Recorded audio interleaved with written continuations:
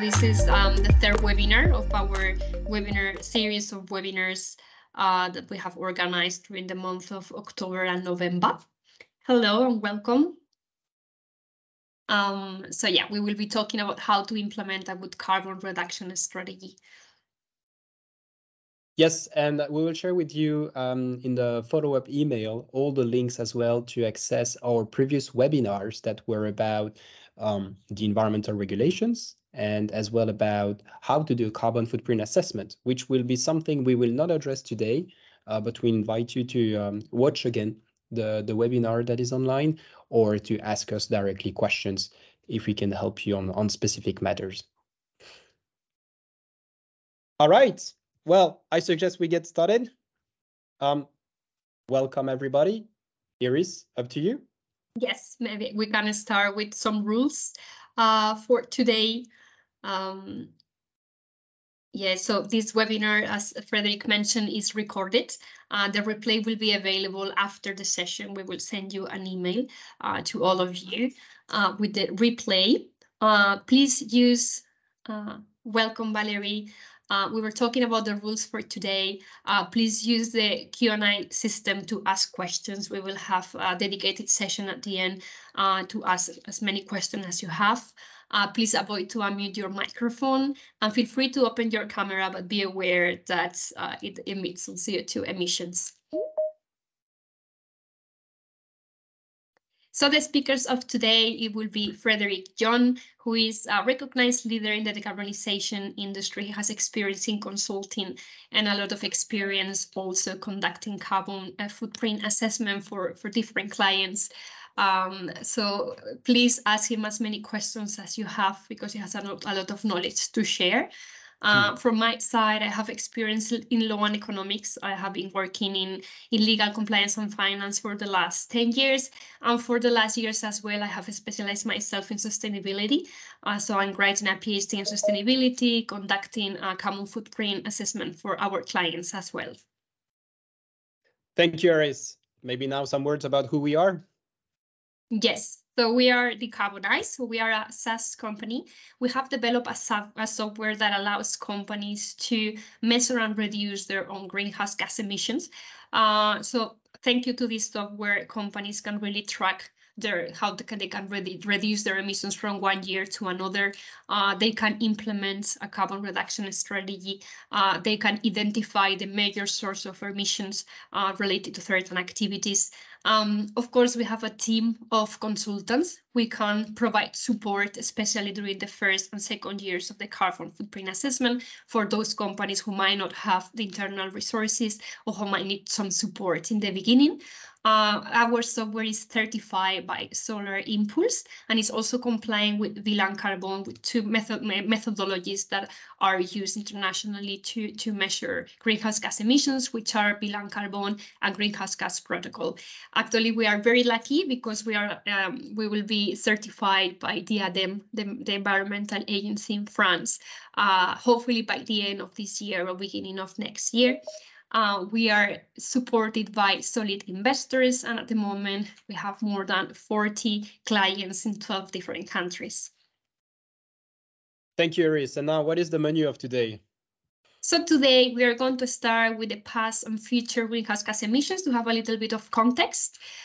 We are going to talk about the Paris Agreement objectives, about SBTi and Net Zero Initiative. We are going to talk about how to put in place a carbon reduction strategy in practice, and we will give some time for question and answers at the end of the presentation. Yeah, well, thank you very much. I think it's a packed menu. We'll do our best, as of course, to cover all these topics. But for the sake of this webinar, we'll try to bring as many insights as possible. But again, feel free to ask questions in the chat or to reach out to us via email after this presentation if we can help you to understand some concepts or some principles a bit further. Yes, so with regard to past and future greenhouse gas emissions, I let you, Frederick, to start with this interesting part. Yes, and I will try to stick to 5 or 10 minutes because I could talk about this topic for hours. But since we are talking about the best strategies to reduce CO2 emissions or greenhouse gas emissions, we need to understand why we need to reduce them. And it starts with something very basic, something that everybody knows, but I just want to make sure that we are all on the same page about the greenhouse gas effect. So first, it's important to understand that the greenhouse gas effect is a natural effect that is needed for life on Earth. And as you all may know, the principle is very basic. So we receive energy from sun, via sun rays, and then part of this energy is reflected directly into space. But the other part of it will be absorbed by the Earth and by the oceans. All right. And then there will be radiation of this energy that will be sent back to the atmosphere. And part of this energy will go back directly to space. And the other part will be trapped by what we call the greenhouse gases. And the more we have greenhouse gases, the more capacity we have to absorb this energy and reflect it back to Earth. And this is the famous Z-shape arrows that you've seen in lots of different schemes. Here, for example, this is what we try to represent, and it's a bit like a blanket. A blanket. The thicker the blanket is, the warmer you are below the blanket. And greenhouse gases, it's exactly the same. The more you have, the thicker the blanket is. And this is what it's happening. For the past, since the Industrial Revolution, we are experiencing a dramatic increase of greenhouse gas emissions, as you can see here in this graph. And this keeps rising around the world, but not long ago, we experienced a global decrease. Can you think about when it was? It was not long ago. It was during COVID-19. But do you know by how much we reduce our greenhouse gas emissions during the pandemic, or at least during the worst part of it, where we experienced the lockdowns, where we experienced, all these manufacturers that were stopped. We could not travel anymore. We could not purchase our goods that we used to. Well, I was pretty impressed or surprised by how little this decrease was. According to the data, during COVID-19, we only reduced by 5.5% our greenhouse gas emissions. Now, maybe you wonder, why am I talking about this? The only thing I will ask you is to right now keep in mind this 5.5% decrease. We'll talk about it in a moment. The good news is, in different regions all around the world, we are experiencing greenhouse gas emissions reduction. So in Europe, for the past 10 years, we are roughly minus 35%. And for the United States, we are around minus 16%. But as you all know, it's not enough. It's not enough to reach our objectives, and it's certainly not enough to get to our ambitious objectives to stay below 1.5 or 2 degrees of global warming. And speaking of the future, these are the different scenarios that are expected by the IPCC and the different organizations that are closely monitoring how we are moving forward with our CO2 emissions. What do we need to know is that if we want to stick to our most ambitious objectives, so meaning to stay below 2 degrees of global warming, well, it means that we need to reduce by 5% our greenhouse gas emissions at a global scale every year for the next 30, 40 years. So the same effort that we experienced during COVID-19, but for the next 3 or 4 decades. So the challenge is ambitious, and this is why we really need to take it very seriously and as soon as possible, because it will take time to get there. So while we were preparing this webinar, I read this morning this very interesting article from the Financial Times, and we put it here, the link if you want to have a look. But their conclusion is that right now, if we commit to all the different regulations, all the different commitments that we presented, we have roughly 40% chance of limiting the global warming to 1.5 degrees. So yeah, now is the time to act. And realistically, based on statistics, we are heading towards 2.5, 2.9 degrees of global warming with a 60% chance to get there. So all these are statistics, of course, and statistics depend on our ambition and our actions. But these are ratios that we need to keep an eye on. All right. So now sometimes I get the question, okay, but is plus 5 degrees of global warming, is it a lot? Because if it's, I don't know, 20 degrees right now or 10 degrees right now, it will only be plus 15 or 25 degrees. But it's much more complex than that. Each degree of increase or decrease in temperature is a bit like a human body. When we have fever at 38 or 39 degrees, we feel very, very bad. And the more we have fever, the more we feel bad. It's exactly the same for our planet, for our climate. And the last time that we experienced a variation, a delta of 5 degrees, it was not so long ago at the scale of the Earth. It was during the last ice age. The last ice age had an average global temperature of roughly 8.7 degrees around the world. So it was not zero or below zero, it was positive. And if you picture all these images of, the seas that were completely frozen, the average temperature was around 8.7. Now, today, we are around 15 degrees of global average temperature, and you can imagine that moving up plus 5, not minus 5, but plus 5, can certainly have some devastating consequences. And speaking of the consequences, I just wanted to show you this complex picture, but it's a very important one. It comes from the last IPCC report. And what do they say? In short, in the last report from 2014, they realized that the experts underestimated the risks and the impact from global warming. And they wanted to update those estimations in their latest report that was published in 2022. And this is what you can see here in this graph here in the middle, where they compare the different risks or the different impacts for the different levels of global warming. So 1 plus 5 degrees, 2 degrees, 3 degrees, 4 degrees, and 5 degrees. And the conclusion is, for a same level of global warming, we expect now worse consequences than what was expected in 2014. So this is also to be kept in mind, because when you are thinking about a carbon reduction strategy, it's also good to integrate in your thinking what will be the physical impact of global warming.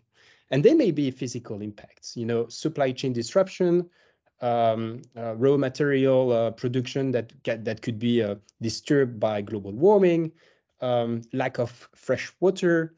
These are some consequences that you may integrate and to be prepared, because it's coming, and it may be tomorrow that you will be impacted for your activities. All right. So now, if we step back a bit, we are, 20,000 years ago, roughly during the last ice age, we had a delta of roughly 5 degrees. Then it took roughly 10,000 years to warm up and to get to zero, or to get to the normal temperature we should have in our era, in our climate era. And it takes roughly a century for us to perhaps get plus 5 degrees. And the point of this chart is to show you the acceleration of variation of global average temperature. And this is the biggest unknown factor that we're experiencing right now, is what will be the consequences of a global warming that goes that fast. Another element that I wanted to highlight is, why did the experts decide to stay below 2 degrees or 1.5 degrees of global warming? These are not random numbers. There is a very good reason behind that. Well, many reasons, of course, but one that is particularly important to highlight.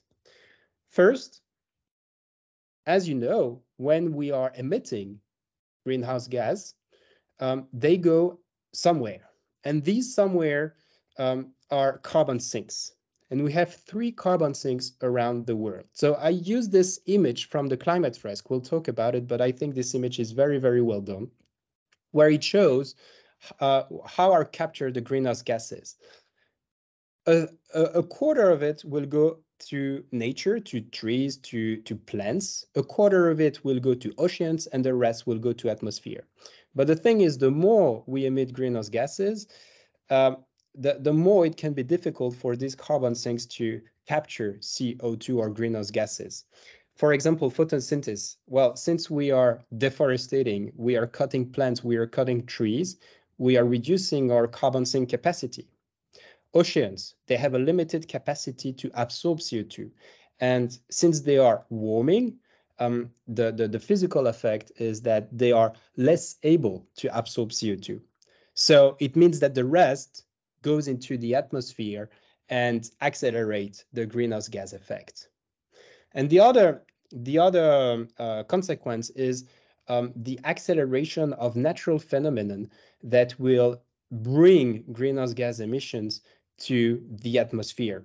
For example, if you look at the permafrost, which represents roughly a quarter of the lands in the north hemisphere of our Earth, well, since it's melting, the greenhouse gases captured in the permafrost are being released, and they are participating to global warming. And this is why, while right now nature is not really participating to global warming, the natural greenhouse gas emissions from volcanoes, from forest of fire forest, and so on, in the future, we can expect that nature will participate actively to the increase of our global temperatures. So I've said all of that for just one purpose, and this is the message of this slide. We cannot reduce what we do not measure. And this is the key message of this session, is that a good carbon reduction strategy should be centered around a good carbon measurement process. You need to measure your CO2 emissions, you need to act on your CO2 emissions, but you need to track, to monitor your report, to assess where you can be better, where you made some successes. That's very important, because acting, trying to reduce greenhouse gas emissions without measuring them, it's a bit like acting while you are completely blind. We don't really know where to act. It's a bit like when you go to the doctor and you ask for a treatment. Most likely, if it's a good doctor, you will not receive a treatment.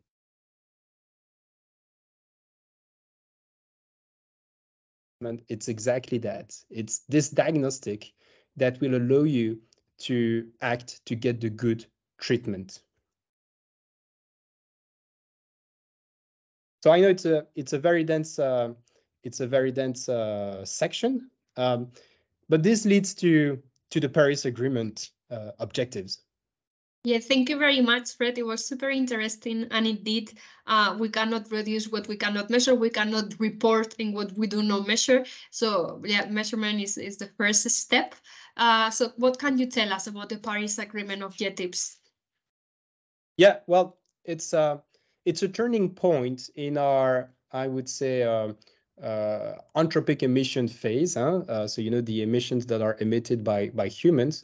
So if we bring us back at the time of the Paris Agreement, so back in 2015, the biggest objective was really to limit global warming well below to 2 degrees of global warming.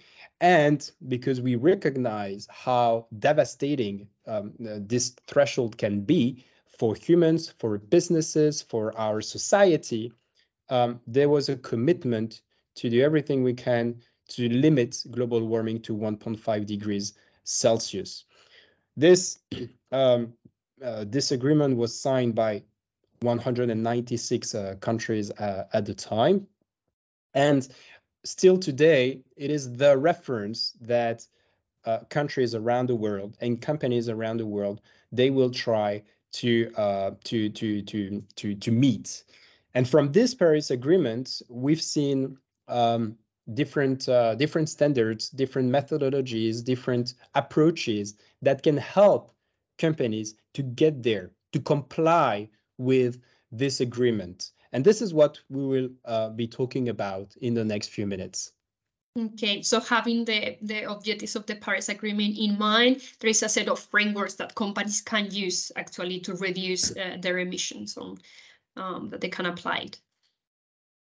That's exactly it, Iris. Yes. And the Paris Agreement gave birth to different initiatives. And there is one in particular that I would like to present to you. And since we are roughly at the middle of this presentation, it reminds me to don't forget to share your comments or your questions in the chat box. We will address them at the end of the presentation.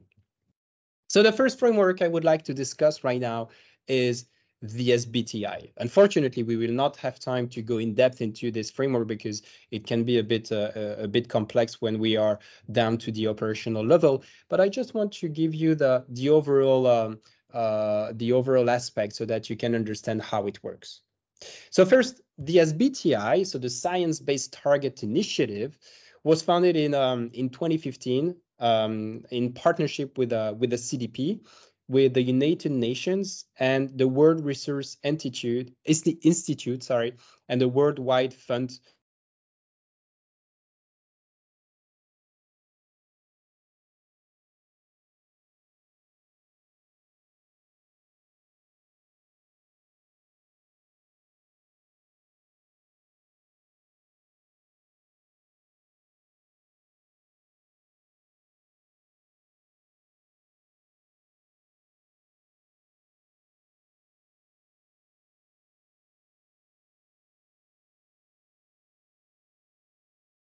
Fred, I think we lose the connection. I think Frederick lost the connection. Yes. Is everybody else online still? Yes. Okay. In that case. I think you can hear me now. Okay. We got you back. We can hear you, but we cannot see your screen. Yes, I will share my screen again. Apologies for that. And I will go back to the presentation. I think now you can see the presentation, right? Indeed, we can, Fred. Okay, super. Apologies for that. So, as I said, the Science-Based Target Initiative is an organization that will help you to define your carbon reduction objectives. You know, usually when we do a carbon footprint assessment, so this famous diagnostic, one of the first questions is, by how much should I reduce my CO2 emissions? And one of the good answers that we can provide is, well, just try to comply to the Paris Agreement objectives and follow one of the standards that exist out there, and one of them is the SBTI. So they offer two different ways to define a carbon reduction target. The first way is to use the absolute contraction approach. So what does it mean? It's a sort of one-size-fits-all method. No matter the industry in which you are active, you can just use the tool that is available on their website, and you enter your scope 1, your scope 2, and your scope 3 emissions, and they will give you a percentage of reduction to follow in order to comply with the Paris Agreement. There is one downside of it, is that because it's a one-size-fits-all, it means it's not specific to your business, right? So maybe you are already doing a lot of efforts to limit your footprint, your environmental footprint, but no matter how hard you have already worked, you will get the same percentage to follow over the next few years. But the big advantage of this method is that it's very easy and quick to understand and quick to implement. Usually the average reduction would be around 5% per year. It brings us back to the prediction of the IPCC that I mentioned. Everything is linked. So really the number to get in mind is roughly 5% of reduction per year. Now, Maybe you will want to work with targets that are a bit more specific for your business. And this is why the sectoral decarbonization approach exists. So the SDA will be specific to your industry and will help you to set targets that will be based on the intensity of your production. So instead of working on the absolute volume of your greenhouse gas emissions, we will work on emissions per tons of products. Sorry about that. Tons of products produced, for example. And this is why this was created by the Science Based Targets Initiative. The good news is now these are all the sectors, as you can see on the right-hand side, these are all the sectors for which you can find the metrics to follow for your carbon reduction objectives. So as you can see, there are still some sectors in development, for example, aviation, buildings, chemicals, oil and gas, transport. But for the rest, there is a tool that is available and that is fairly easy to use for you to quickly have an idea of by how much of CO2 emissions you need to reduce. Now, this may sound a bit theoretical. So what I suggest is to very quickly show you how it works, or at least where to find the tools so that you can try it on your side after this webinar. Let me get the screen for you. Fred, before we jump into the practical side, I have a question from the audience. Yes. There's one person who is asking, does the SBTI covers only Scope 3? No, not at all. And it's a very powerful tool to work on your Scope 1 and your Scope 2 emissions. Let me show you this right now. I will share my screen. There you are. You should see my screen, right? You should see the SBTI website. Yes, Iris, we can see it. Okay, yes. Great. So when you are in this section, I can share with you the link. It's this link, sciencebasedtarget.org/sectors. Well, you will go down and you will see here the different sectors with the different status. And let's do, for example, the cement industry, which is quite a well-known case. You've got a bit of literature, but if you go down, you will find here the different resources that you can use. And the one that is interesting for us right now, for the sake of this webinar, is the setting tool. So I already prepared it for you. I will show you the Excel file.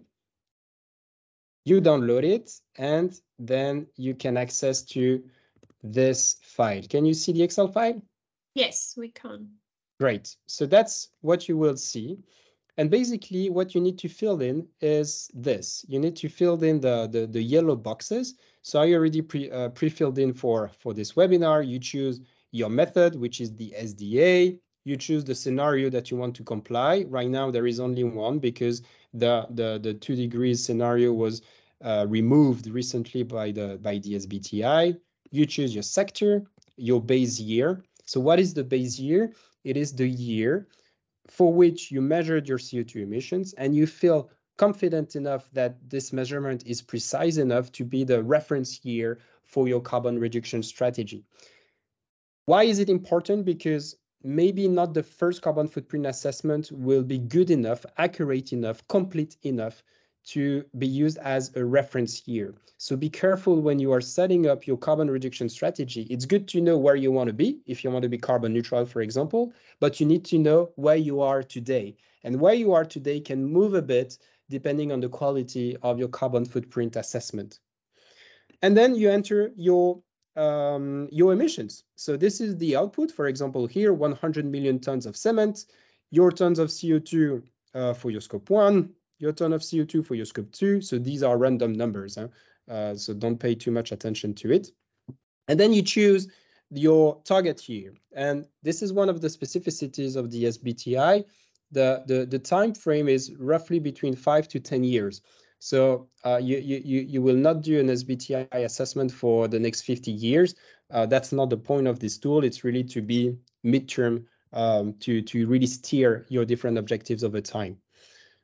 And then you enter your target of output, because maybe your production will increase, will decrease, and your most recent year in terms of reporting. Here I put 2022 as the reference year. And what will do this Excel file? It's very easy. It will show you this reduction that you will want to follow if you want to stick below 1.5 degrees here, and you will have the reduction here. So very easy to use. You've got some graphs here, and you can also work on your scope 3. And you'll see why I'm showing you this is because we have a tool in our product that can help you to quickly know whether you are compliant with the SBTi or not. So maybe this tool seems to be complicated, but we have an automated version on our product. So back to the presentation. Unless there are pressing questions that I need to address now, I suggest we move on. Not for now, but we hope we have some questions at the end of the presentation. Okay, super. The other framework that I wanted to present today is the Net Zero Initiative. The Net Zero Initiative is based on 3 pillars, pillar A, B, and C. And basically what it says is that you've got different emissions that you emit, emissions that you avoid, emissions that you sequestrate, emissions that you absorb, that you remove from the atmosphere. And we will dive into the 3 pillars so that you understand the principle. I will use the next slide that is for me a bit easier to explain those. So you find here your pillar A, B, and C. All right. So if we focus on the pillar A, it's the emissions that you emit as a company. That would be the emissions that you will find in your carbon footprint assessment. All right.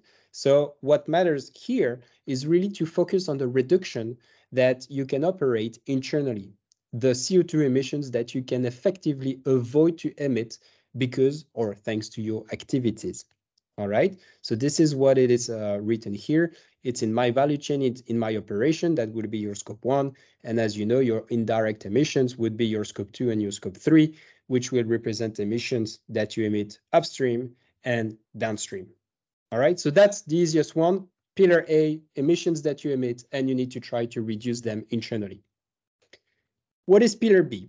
Pillar B, it's all about the emissions that you will help your stakeholders active in your value chain to avoid to emit. So basically, it is, for example, you have a brand new product that is completely new, very disruptive. And because your customers are using your product, they emit significantly less emissions compared to a reference scenario that is commonly agreed in your industry. So this delta, you can measure it, and you can account them in your pillar B, meaning the emissions that are reduced at others, at your customers. That's basically what it said here in pillar B.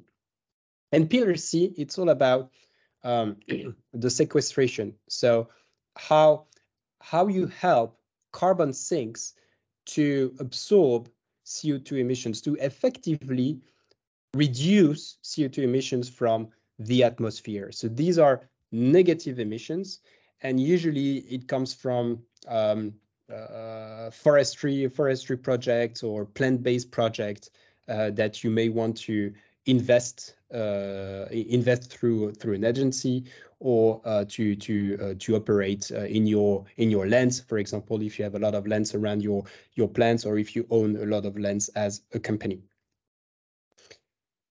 The Net Zero Initiative is based as well on 10 principles. So we will not go through all of them. I think it will be a bit long, but I highlighted here 2 very important principles. The first one is the absolute priority of companies must be to reduce their emissions. It's to work on your pillar A. The best ton of CO2 emission is the ton that is not emitted. Really keep that in mind. And this is, I think, for me, one of the most important principles of the NZI. And the other one is companies must assess the totality of their value chain emissions. It's the perfect opportunity for me to remind you that today there is no one that will qualify the result of your carbon footprint assessment. No one will tell, oh, this is a high carbon footprint assessment, or this is a low carbon footprint assessment, because for the simple reason right now, it's very difficult to compare one assessment to the other. It depends on the quality of the assessment, it depends on the scope, it depends on the emission factor database that you use. So for now, the best comparison of your carbon footprint assessment is the ones that you already did and the ones that you will do in the future. All right. And this is why it is really important to have a complete scope. Don't be afraid to really be generous with the perimeter of your assessment, because no one today will judge, will qualify the result. And it's very important to have a holistic vision of your emissions to really identify where you can act, what are the levers that you can pull as a company. And this is what we will be talking about right now, about the levers that we can pull in your carbon reduction strategy in practice. Yeah, so Fred, before we go into this part, we got another interesting question. Yes. So with a new factory, do you need to set a new baseline, or it is considered as organic growth? Could you please repeat the beginning of the question? Yes. So with a new factory, with establishing a new factory, do you need to set a new baseline, or this is considered as organic growth? This is a very good question, and this comes to the update of your reference year. If you have a significant change in your perimeter, in the scope of the emissions that you are measuring, then yes, you need to update your reference year. Yeah. And I guess a new manufacturer is significant enough to justify an update of your reference year, to not bias your carbon reduction strategy and the efforts that are already implemented and that may be diluted if you do not update your starting point of your carbon reduction strategy. Okay. Thank you, Fred. Sure.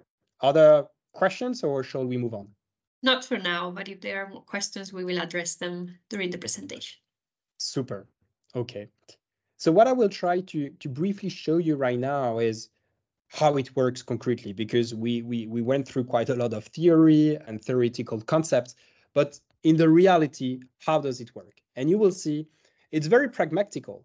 At least I will tell you how we do, but maybe you went through another process, and feel free to share it with us, with the different participants. It can be very interesting. So the way that we work is, once we delivered the diagnostic, the carbon footprint assessment, well, we work on how we can reduce CO2 emissions. And let me tell you one thing. We know how to measure CO2 emissions, right? That's our expertise. But our customers, they have the expertise of their own business. They know their business better than anyone else. So the best actions, the best ideas to reduce CO2 emissions will most likely always come from our customers. And this is what we will try to trigger. This is what we will try to generate with our customers. And it goes through workshops. It goes through methodologies that will leverage the collective intelligence and the commitment of companies' employees. So the way that we do that is usually by organizing a workshop where we present the result, and then we have some techniques, some methodologies to make the participants think about what they could do to improve their carbon footprint on specific topics. We prepare the work, and we ask them to generate some ideas, even crazy ideas. There is no crazy enough ideas to help to decarbonize our activities. Once we've done that, well, we collect all these ideas and we try to filter out what is really too crazy or irrealistic, at least on the short-term perspective. And then we measure the rest. And we measure the rest. We try to do an assessment of the environmental impact, but not only, also on the economical impact. Is it a lot of investment, or is it a quick win in terms of investment? Will this action be a profit center a cost center, or maybe it will be neutral? How easy it is to implement? Do we need to go through a feasibility study or not? And is it important to implement this action? So these are the different variables that you need to have a first assessment for you to move on your carbon reduction strategy. All right. Now, let me share with you 3 tips, 3 key elements that we see with our customers as being the key success factors for a successful implementation of a carbon reduction strategy. And I will start by what I believe to be the most important one is the internal adhesion of the people. It's the matter of everybody within a company. Even if you are a manufacturer and you have office people that are far away from the machines or from the production, it is really the goal, the objective of each and every one, from the management to the intern that just started at your company. So to have this internal adhesion, it's really important to communicate a lot, because it's a new topic, and it's a topic that can make people anxious, or that can make people a bit wondering and having quite a lot of questions. So communicate clearly through awareness sessions. And we also recommend to use the climate fresk as a tool to generate discussions and to spread this new awareness across the company. We'll tell you a bit more about what the climate fresk is in a moment if you don't know it. The second success factor is to have the support of the top management. It's really important to have a clear leadership and sponsorship of this new activity, that what we see with our most major customers, carbon accounting and carbon reduction strategy is now embedded into the core strategy of the company. So it's really important that there is a solid and strong push down from the top to down of the management to implement this as part of a new aspect of the culture of the company. And the last point, it's to have a good governance around this carbon reduction strategy. And the good governance can take many forms, but in short, you will certainly want to think about your carbon accounting processes, because measuring your CO2 emissions to have your reference year and measuring them over time to track your successes, your efforts to reduce your CO2 emission, it's really important. So you need to have a new process to measure your CO2 emissions. So maybe you will want to work with consulting firms that will go every year to measure your CO2 emissions. Maybe you will want to hire people that will do that. Maybe you will want to reallocate the task of some people internally to take that new responsibility in addition of what they've been doing so far. But it's really important to have this process. Then you also need to set up a sort of committee or group that will be transversal, that will spread across the company, and that will be in charge of the decarbonization, because the decarbonization will touch all the aspects of a company. So it's really important to have this 360-degree vision. And then you need to review frequently metrics that you've built to monitor your efforts. So for example, you will want to measure your carbon intensity of product produced, for example, your tons of CO2 per tons of or units of product sold. You really want to track those metrics. This is a bit what we see with our customers, but again, maybe you will experience a different timeline, but in terms of timing, this is what we most of the time see. The first year, when you start from scratch, it's all about having this famous first carbon footprint assessment that is accurate enough to be your reference year. And this is usually takes around 6 months. And so for the rest of the months of the year, you will explore realistic objectives. So think about the SBTI, the NZI. Maybe you will be looking at what your competitors are doing in terms of carbon reduction objectives. And we will start working on the first actions to reduce your CO2 emissions. And then quickly enough, we arrive at the second year. We need to measure again our CO2 emissions to confirm the first carbon footprint assessment, but also maybe to already identify the first reductions. And then that's when usually you will want to commit publicly to your objectives, to include them into your annual sustainability report. And this is when companies will start effectively the implementation of your internal of your actions, of the actions to reduce your CO2 emissions. And then you move to the third year where you measure again your CO2 emissions, and it's part of a natural process now in your company. And this is when usually you will bring the discussion at a value chain level, because as I will show you in the next slide, there is only results that you can get by yourself in isolation as a company. The rest of your carbon reduction efforts, you will get them by collaborating with your stakeholders, meaning your providers and your customers, and even maybe with your shareholders as well. So let me explain this with this slide.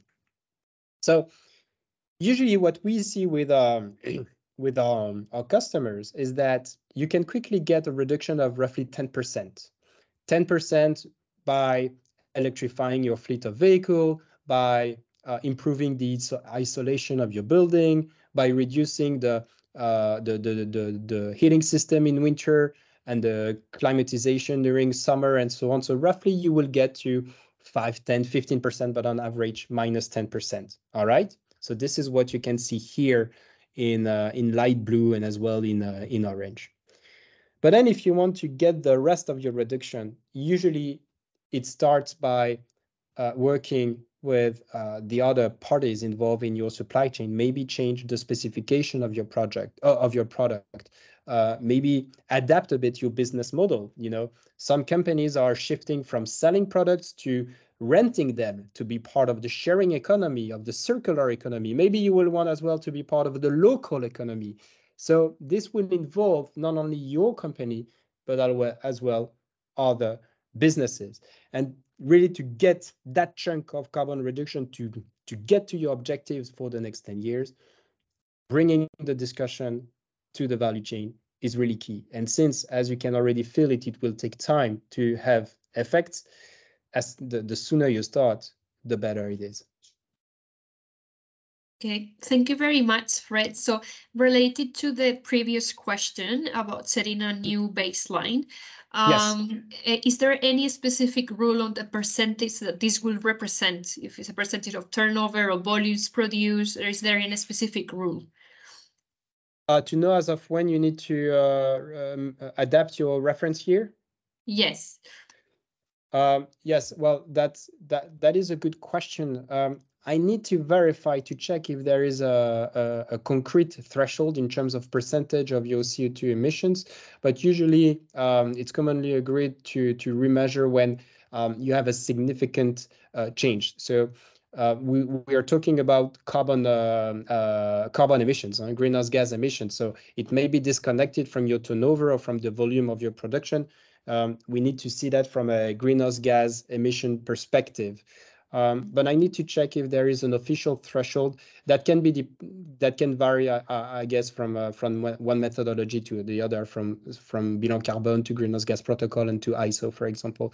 But I don't think there is a specific percentage. Okay, thank you. I have another question also regarding the timeline. 6 months, is it an average for all companies, or is linked to a certain size of company? What about small and medium enterprises, for example? It's related to how well you store your data. So you can have very, very large companies, but very well structured in terms of data storage and data access. And so the carbon footprint assessment will go very, very fast. And you can have very, very small companies where the data is not well maintained, and then it can take a lot of time.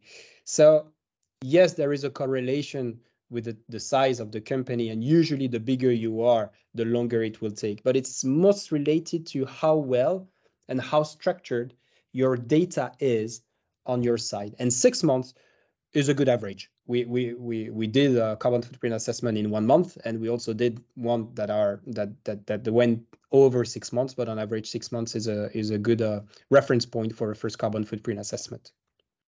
Okay, thank you very much. Any other questions before we move to the conclusions? Not for now. Okay, good. Yes, so Iris, maybe you want thank you. to bring some conclusions and some next steps? Yes, indeed. So as Fredrik has mentioned, a carbon footprint assessment is the first step to implement a good carbon reduction strategy, because we need to understand, we need to measure, and then we can reduce having this information. Also, it is important to have a high level of environmental awareness within the organization and reinforce our communication with external stakeholders. Of course, we need to see and perceive the carbon reduction strategy as an opportunity that will bring benefits to our business. So when it comes, maybe you can go to the next slide, Fred, please. Where to start? So we start with measuring CO2 emissions. We need to give our company the necessary resources in terms of people, budget, tool to collect data, to measure data, and we need to implement data collection processes in place that we can replicate year after year to make sure we have accurate data. And then we measure, reduce, track, repeat, and we compare year after year. When it comes to environmental awareness within our organization, we recommend the climate risk. Fred was mentioning it before. These are kind of workshops that we do actually for our clients, where we teach the employees the impacts of climate change. We discuss different actions that they can put into place. And that gives them some ideas about the business, about an organization level. When it comes with the conversation with external stakeholders like suppliers, we can communicate with them through innovation projects via startups, or also with sustainable procurement charts, because most of the time maybe our suppliers, they will not have the knowledge yet on how to measure greenhouse gas emissions, how to reduce their greenhouse gas emission. We can share the knowledge with them, and we can give some sort of guidance. As I said, carbon calculation is one step, the first step of a carbon reduction strategy. But of course, there are other steps along the way. There is awareness session, there is the carbon strategy, the communication, and everything needs to be put together to ensure that we have a good reduction strategy. Exactly. I don't know if we have the time actually to do a demo in our software. If we don't have the time, this is something that we can always do in a one-to-one session if you are interested, because we do have the functionalities on our software to put in place a carbon reduction strategy, and it's quite interesting to see it lively. What do you think, Fred? Do we have questions? Otherwise, while the participants are thinking about questions, maybe I can show you very quickly how it looks like, to put some pictures on what we've said so far. Perfect. There are no questions so far, but I will let you know if. Okay, excellent. Feel free to share your questions, and for the next 2 or 3 minutes, I will very briefly show you how you can work on this with our tool, with our product. So let me go, here. Can you see my web page? I see it, yeah. Excellent, great. So as you know, our product is available online. It's a SaaS product, and I just want to show you how to set up your CO2 emissions, to echo a bit what I said about the NZI and about the SBTI. So here, when you are in the reduce section, what you can do is selecting your entity for which you would like to set up your carbon reduction objectives. So here, for example, I have 4 different entities in Belgium, in France, and in Italy, and the US. And then you can work for all your scopes. For example, here I have a strategy that is designed up to 2027. And I just have to move up and down this little bar that will move the dot here that will show you what will be your new targets.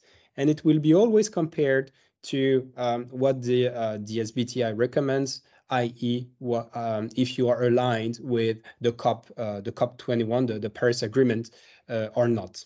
So, for example, here, if I go there, as you can see, I will not be compliant with the 1.5, but I will be with the 2 degrees.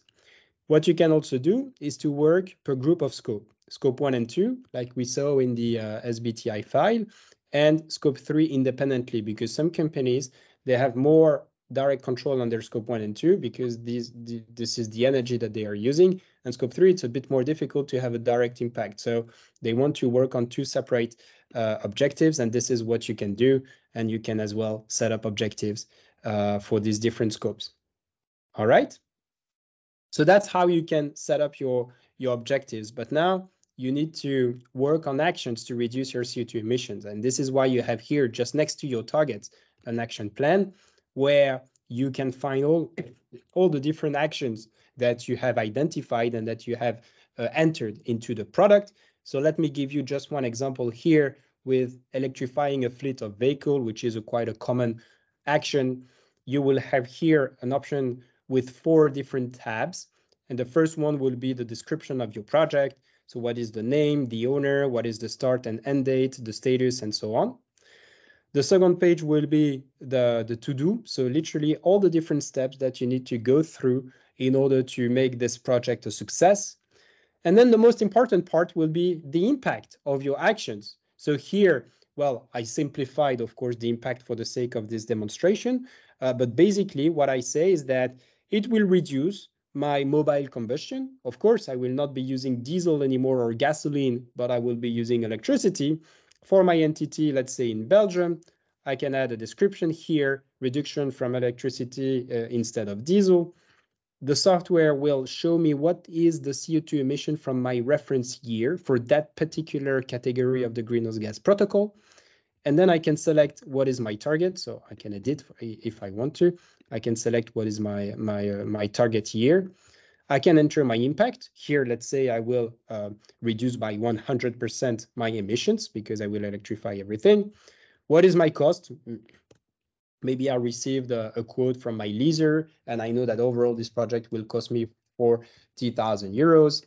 What is the difficulty of implementation and the priority? And once I'm happy, I select and I confirm, and I will be able to see my action here in the summary of my set target, electrifying fleet of vehicle, mobile combustion, and I see the impact.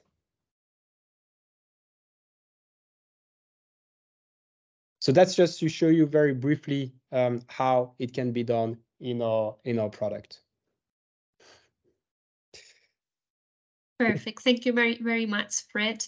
We have a question. So you need the Paris Agreement alignment is needed for CSRD, but there is no scope 3 in Paris Agreement, but in the CSRD you need also to report on a scope 3. Is this correct? Yes, according to the CSRD, you need to disclose on a scope 3 as well. Indeed. There is another question, maybe, well, we have 1 minute to finish. So maybe it's about how do strategies differ across different sectors or industries in practice. Maybe we can answer that question quickly that we receive by email. Yes, very quickly. So of course, there is no standard carbon reduction strategies. As I mentioned, you can work on your own generic actions, so actions that can be implemented in all companies, no matter the industry, so electrifying fleets, reducing the temperature, and so on. But there is a lot of differences between a company that is in the service sector, for example, whereas a company that is in the manufacturing or industrial sector. Usually, a company in the service sector will quickly face a sort of threshold below which it's very difficult to go to reduce CO2 emissions, sort of incompressible emissions. Whereas if you are in the industrial sector, well, you have more room to reduce your CO2 emissions, but it requires your organization to collaborate with your value chain, with the stakeholders of your value chain, which makes this task not easy. Another element that I also wanted to add is your position in the value chain. What we realize is that usually the higher you are in the value chain, usually the higher will be your emissions, and the more room you will have to reduce your CO2 emissions. So I'm thinking about the mining sector. I'm thinking about all these companies that are producing whatever we are using around us. These are sectors where you need to quickly dive into specific actions that will take time to identify and to implement, but that is, in my opinion, really, really key to decarbonize our activities. Okay, well, thank you very much, Fred. I think we can conclude the presentation. Our next webinar is taking place on the 5th of December, and it's about how to become a good SDG manager. So you are all welcome to attend it, and you will find us and other speakers during this presentation. Thank you very much, and don't hesitate to let us know if you have further questions by email. You can always reach out to us.